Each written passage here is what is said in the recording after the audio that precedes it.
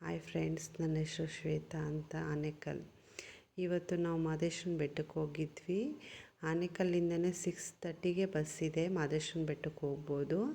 ನಮಗೂ ಗೊತ್ತಿರಲಿಲ್ಲ, ನಮ್ಮ ಫ್ರೆಂಡ್ ಹೇಳಿದ್ರು. ನಾವು ಯಾವಾಗಲೂ 2 ಗಂಟೆ ಬಸ್ಗೆ ಹೋಗ್ತಾಯಿದ್ವಿ. ಇವತ್ತು ಫಸ್ಟ್ ಟೈಮ್ 6:30ಗೆ ಹೋಗಿದ್ವಿ. 6:30ಗೆ ಹೋದರೆ ತುಂಬ ರಶ್ ಇರಲ್ಲ, ಹಾಗಾಗಿ ಹೋಗಿದ್ವಿ.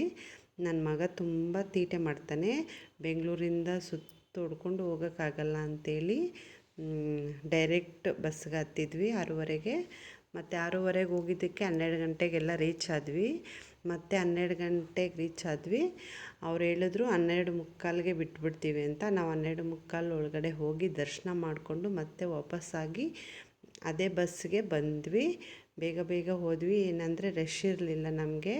ಅದಕ್ಕೆ ಬೇಗ ಹೋಗಿ ದರ್ಶನ ಮುಗಿಸಿ ಇವಾಗ ಮತ್ತೆ ಅದೇ ಬಸ್ಗೆ ವಾಪಸ್ಸಾಗಿದ್ದೀವಿ ಫ್ರೆಂಡ್ಸ್. ನಿಮಗೂ ಯೂಸ್ಫುಲ್ ಆಗುತ್ತೆ, ಹೋಗಿ ಫ್ರೆಂಡ್ಸ್.